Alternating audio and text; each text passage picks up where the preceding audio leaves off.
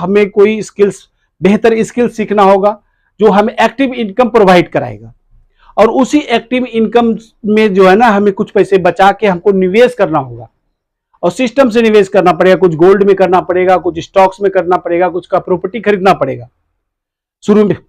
शुरू में आपको जो है ना प्रॉपर्टी खरीदने के लिए पैसा ना हो सके तो करना क्या है, उस पैसे को पहले जो है ना हम सिस्टम से, हमारे जो पिछले वीडियोज में आपने देखा होगा, सिस्टम से उसको पैसे को रखना है। कितना खर्च करना है डेली मर्रा के जिंदगी में, जो नीड है हम लोग का, भोजन वस्त्र आवास जो भी, उसमें खर्च करना है। कितना परसेंट दान करना है, कितना परसेंट शिक्षा में खर्च करना है, सब कुछ, और कितना परसेंट निवेश करना है।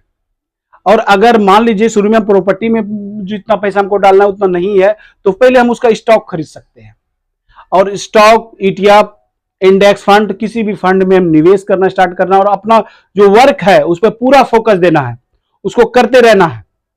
उसके बाद कुछ सालों के बाद जो आज हम बचत कर रहे हैं, वही बचत जो है ना कि हमको आनंद वाला जिंदगी दे सकता है, वो अक्षय पात्र तैयार कर सकता है, जिसके माध्यम से जब भी, मान लीजिए कि अभी आपकी उम्र 10 साल से लेके 25 साल के बीच में हो सकती है, अगर अभी से ही आप कुछ पैसे को बचाते हैं और उसको सिस्टम से निवेश करते हैं और उसको निवेश करना सीखते हैं,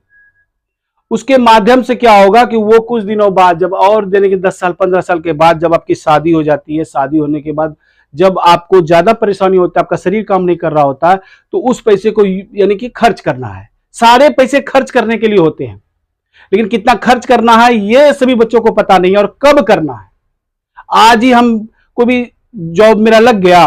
और 1 लाख रुपए का, और हम जो है ना EMI पे ये ले लिए, EMI पे वो ले लिए, EMI पे घर ले लिए, और उसी को चुकाने में अपना सारा जीवन खपा दिया।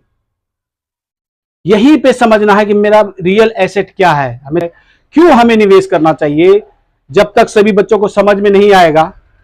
तब तक समाज का और देश का कल्याण नहीं हो सकता है। सारी परेशानी, फैमिली में परेशानी, शादी के बाद परेशानी, बच्चे होने के बाद परेशानी, उसका फीस से लेके हर चीज का जो प्रॉब्लम होता है वो यानी कि बाद में होता है, शादी के बाद। अगर उस समय से पहले ही हम आत्मनिर्भर बन जाते हैं और एक अक्षय पात्र तैयार कर लेते हैं, वो अक्षय पात्र तैयार कैसे होगा, उसी माध्यम से होगा, बचत करके निवेश करने के माध्यम से होगा, और संसार का कोई माध्यम ही नहीं है जिससे कल्याण हो सकता है। इसीलिए सभी स्कूलों में हमारी संस्था डिसिलेस जा रही है, और बच्चों को जो है ना कैसे अपना जीवन का लक्ष्य तैयार करें, कैसे यानी कि अपने गोल तक पहुंचे, और स्पष्ट लक्ष्य कैसे तैयार करें, जीने की वजह हमारी क्या होनी चाहिए, संपत्ति और दायित्व में अंतर क्या होना चाहिए, अभी हम खर्चों को कैसे मैनेज कर सकते हैं, बच्चों को जो भविष्य में आने वाली परेशानियां हैं उससे अवगत कराना है।